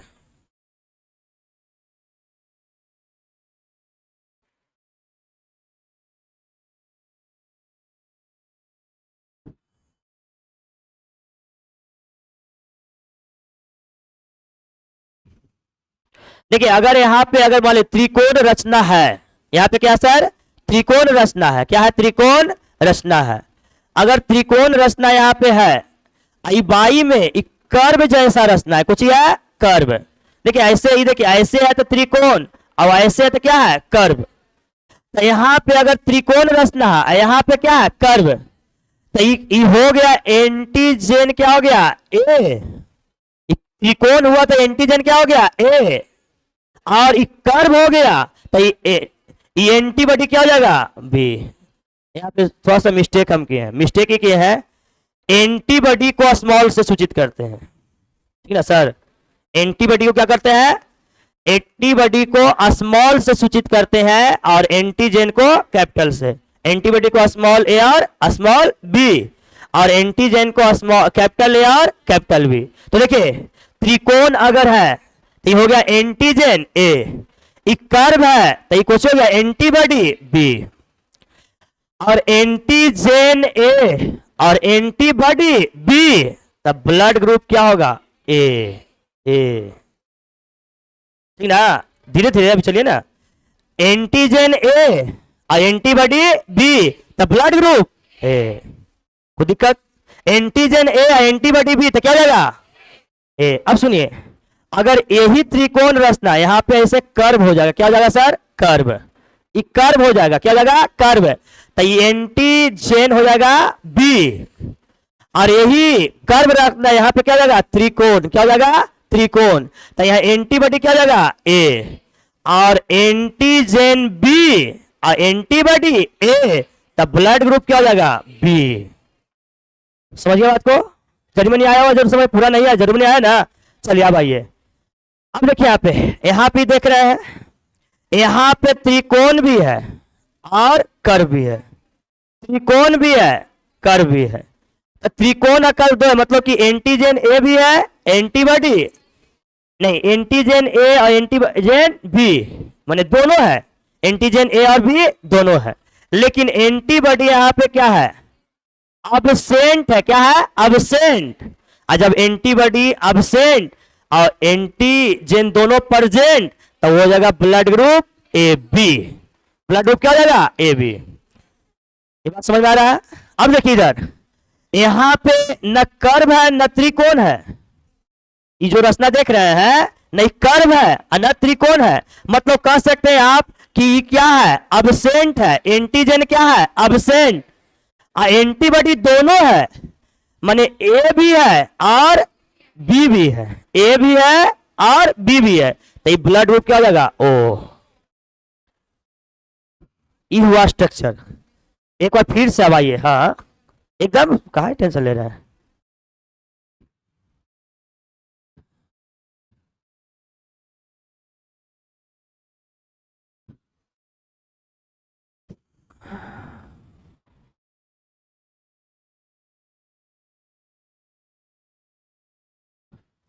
अब तो पकड़ लीजिएगा एकदम।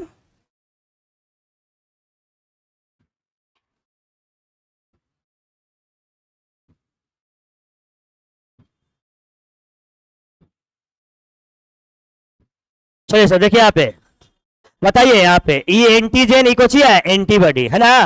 अब बताइए त्रिकोण है सर, ये कुछ है सर, बताइए सर त्रिकोण है तो एंटीजन क्या हो गया, ये सर कर्व है तो कुछ हो गया, तो एंटीजन ए एंटीबॉडी बी तो ब्लड ग्रुप। ये सर मान लीजिए कर्व है, कुछ है ये कर्व है सर, ये कुछ है त्रिकोण, तो एंटीजन क्या हो गया सर, ये कुछ हो गया ए, तो एंटीजन ए एंटीबॉडी बी तो ब्लड ग्रुप। देख रहा है ना। अब देखिए यहां त्रिकोण भी है कर्व भी है, त्रिकोण भी है कर्व भी है, आई कुछ है अब्सेंट न है, एंटीबॉडी अब्सेंट न है, तो ब्लड ग्रुप क्या हो जाएगा, समझ रहा है। अब यहां देखिए ये कोची है अब्सेंट, ये कोची है अब्सेंट, लेकिन ये दोनों कोची है, अरे ये दोनों ए और बी दोनों कोची है प्रेजेंट, ये ब्लड ग्रुप क्या हो गया ओ। बहुत समझ में आया, इसको पहचान लीजिएगा। इसको पहचानने के लिए एक माइक्रोस्कोप आता है और फिर सैंपल कुछ लिया जाता है और जो माइक्रोस्कोप उसके देखिएगा तो इस तरह से रचना नजर आएगा, तो पहचान लीजिएगा, स्ट्रक्चर पहचान लीजिएगा। अब देखिए आए से बर्दाश्त करिए ना थोड़ा सा बता रहे हैं सर, तुरंत बता रहे हैं।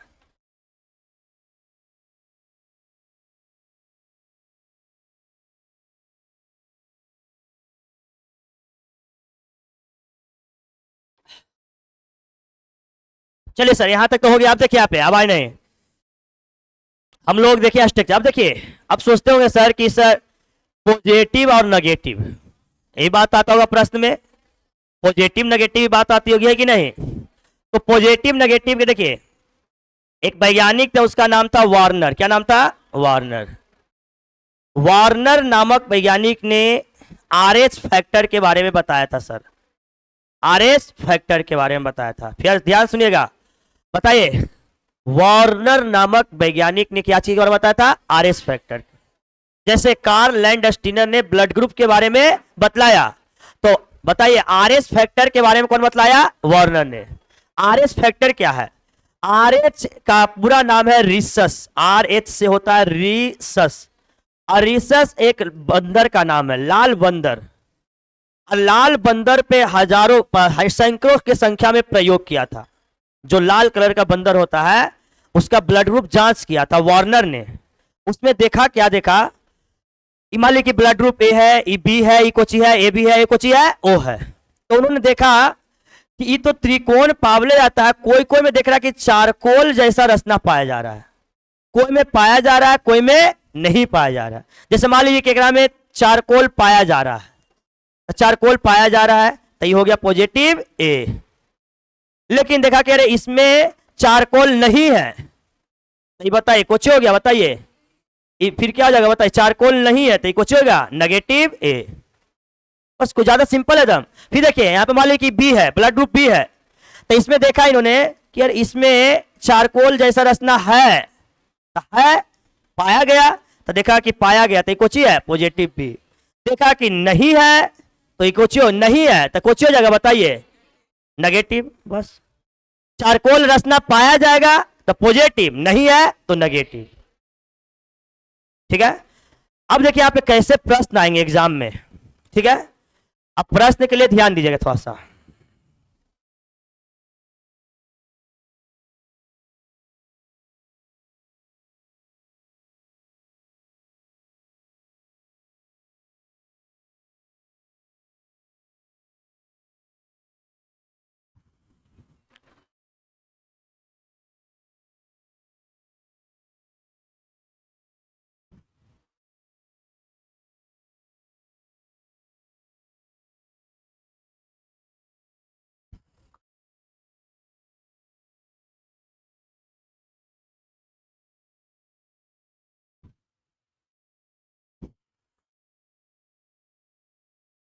अब देखिए सर ध्यान दीजिएगा,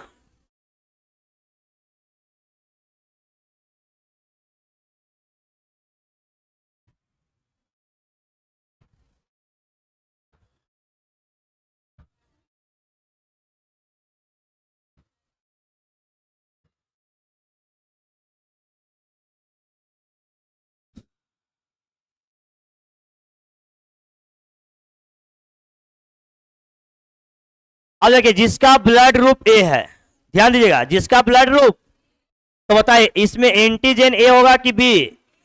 एंटीबॉडी, क्या रखिएगा, जिसका ब्लड ग्रुप ए है, मान ली ब्लड ग्रुप मेरा ए है, तो हमारे अंदर एंटीजन क्या होगा? ए, लेकिन एंटीबॉडी क्या होगा? बी। अब ब्लड ग्रुप मेरा ए है तो हम किसको ले सकते हैं, किसको दे सकते हैं?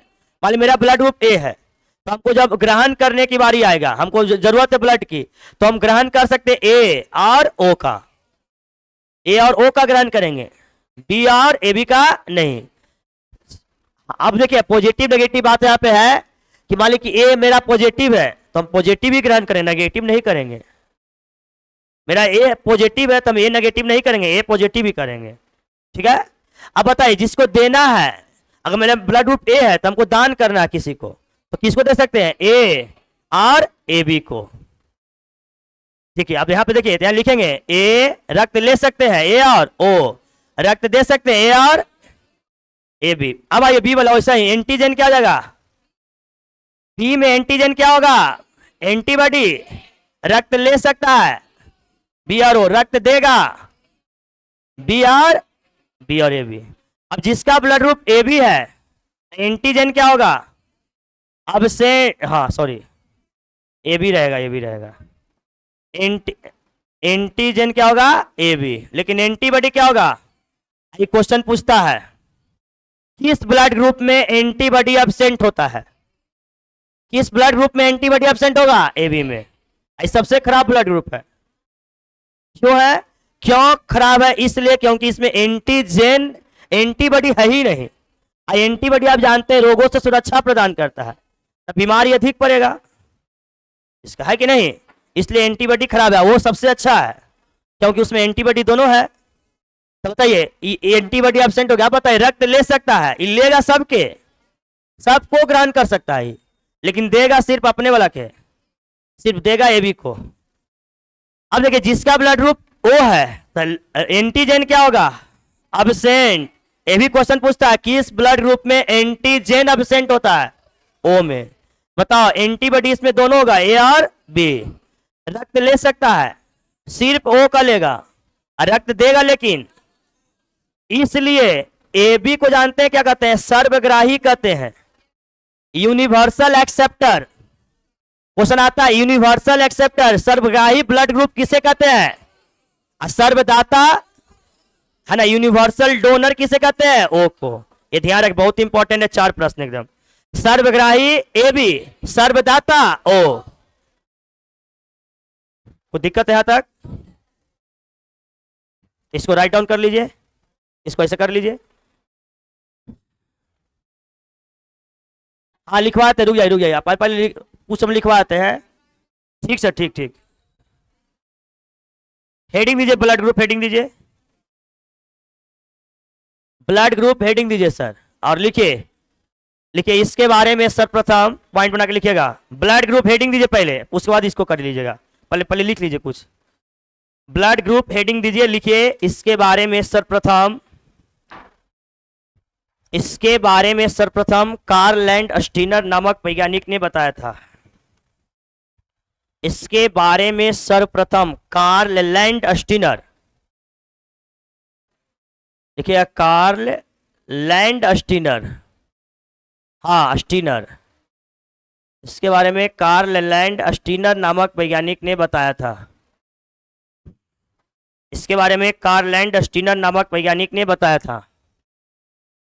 इसके बारे में कार्ल लैंडस्टीनर नामक वैज्ञानिक ने बताया था। कार्ल लैंडस्टीनर नामक वैज्ञानिक ने बताया था।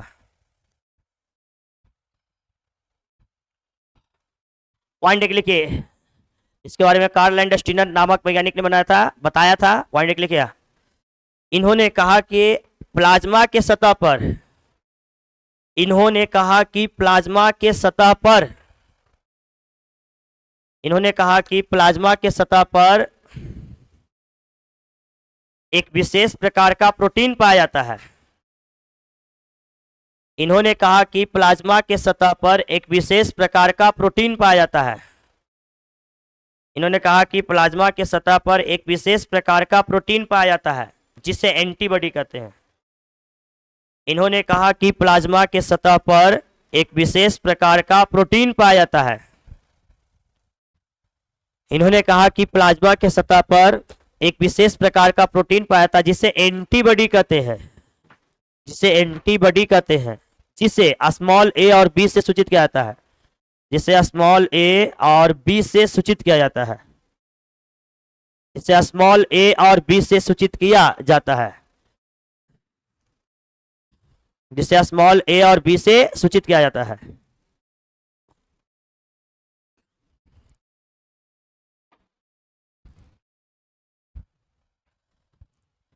फिर पॉइंट बना के लिखिए, देखिए इन्होंने इन्होंने कहा कि आरबीसी के सतह पर, इन्होंने कहा कि आरबीसी के सतह पर, आरबीसी के सतह पर, आरबीसी के सतह पर एक विशेष प्रकार का प्रोटीन पाया जाता है।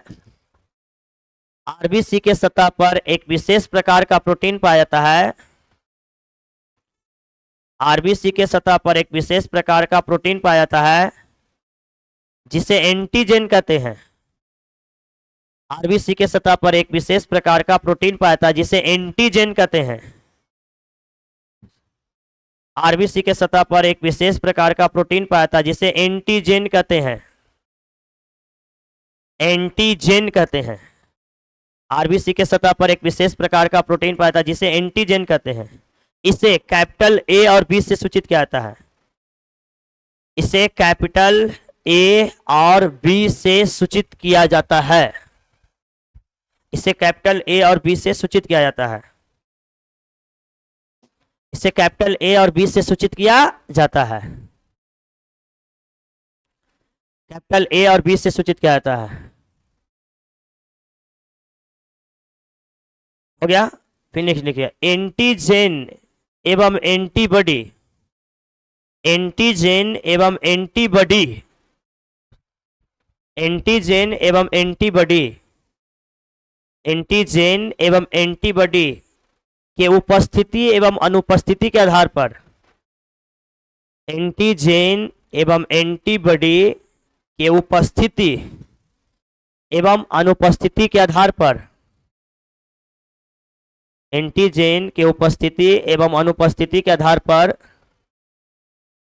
ब्लड ग्रुप 4 प्रकार के होते हैं। एंटीजन के उपस्थिति एवं अनुपस्थिति के आधार पर ब्लड ग्रुप 4 प्रकार के होते हैं। ब्लड ग्रुप 4 प्रकार के होते हैं। ब्लड ग्रुप 4 प्रकार के होते हैं। ब्लड ग्रुप 4 प्रकार के होते हैं। जैसे में कर देना ए, जैसे में कर दीजिएगा ए बी एंड ओ, जैसे में ए बी एंड ओ, उसको कॉलम बना लीजिए, ठीक ना। उसको दी उतार लीजिए, फिर और कुछ हम पॉइंट लिखा देते हैं, ठीक है। अच्छा इसको उतार लीजिए, फिर फिगर वो फिगर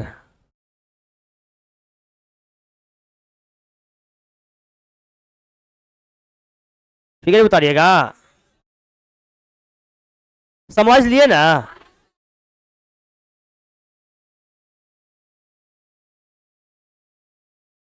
अच्छा ठीक है, जिनको है लगता है कि हम कर लें तो कर लीजिए, जिनको लगता है कि हम समझ गए कोई दिक्कत नहीं है, जिनको लगता है कि उतारना, हाँ चलिए। ऊपर अगर फिगर बनाए तो लिख लीजिए, ऊपर लीजिएगा structure of blood group, heading दे दीजिएगा स्ट्रक्चर ऑफ ब्लड ग्रुप।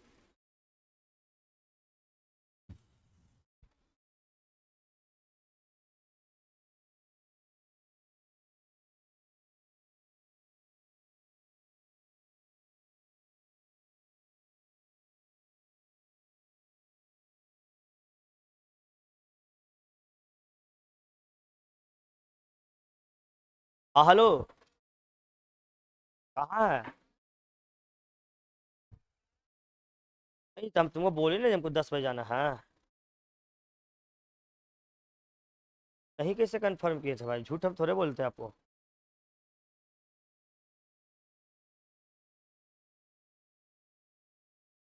हाँ भेजो ना, तुम आ जाओ ना, साथ चलो ना, चलना है। हम झूठ थोड़े बोले थे, हम मजाक बोले थे। नहीं नहीं नहीं, आप वो दूसरा कर दीजिए। आप आइए जल्दी, कोचिंग के पास हम हैं। कोचिंग के पास आइए ना। हाँ हाँ आइए, हाँ। पर ठीक ठीक आइए।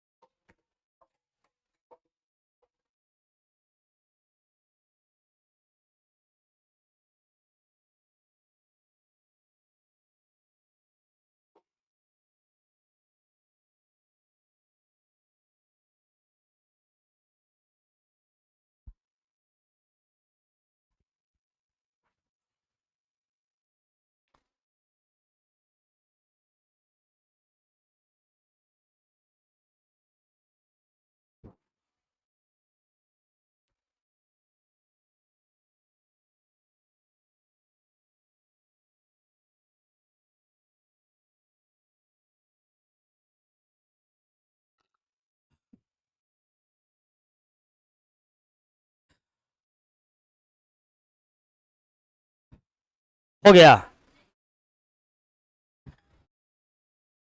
हाँ सर।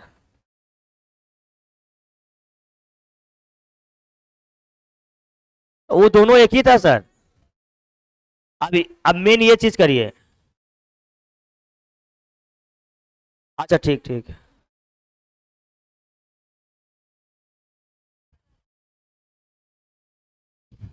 हाँ।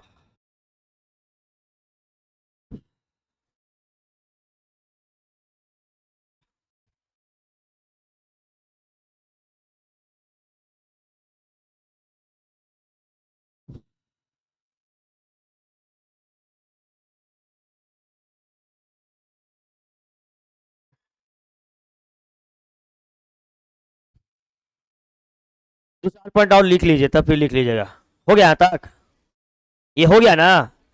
तीन चार को और पॉइंट है, लिखा देते हैं, लिख लीजिए।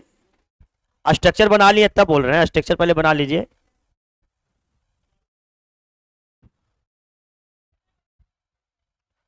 हम कर रहे हैं उस पे। इसको उतारिएगा थोड़ा सा, हम दो चार को और पॉइंट लिखा दे रहे हैं, तब इसको राइट डाउन कर लीजिए, ठीक है? चलिए लिखिए, नीचे लिखिएगा।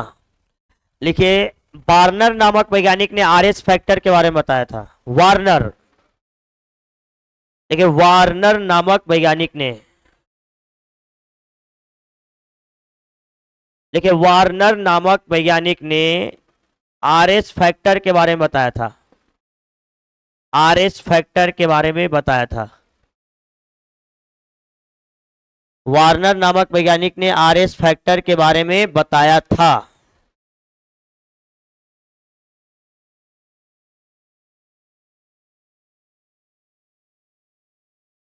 वार्नर नामक वैज्ञानिक ने आरएच फैक्टर के बारे में बतलाया था।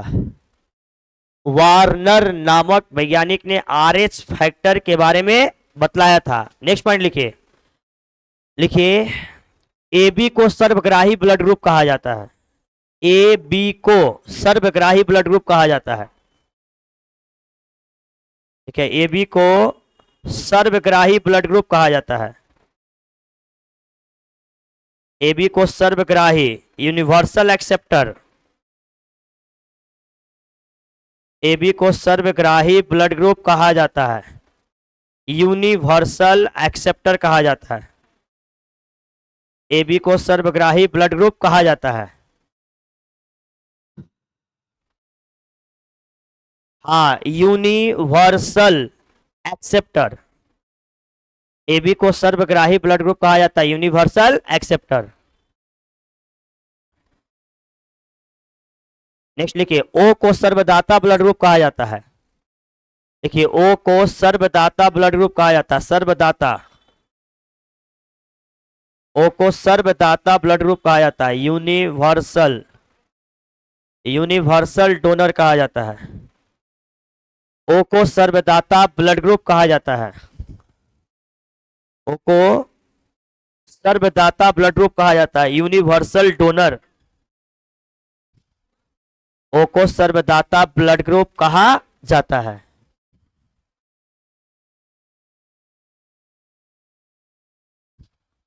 ओ को सर्वदाता ब्लड ग्रुप कहा, हो गया ना। अब इसको कर लीजिए बस।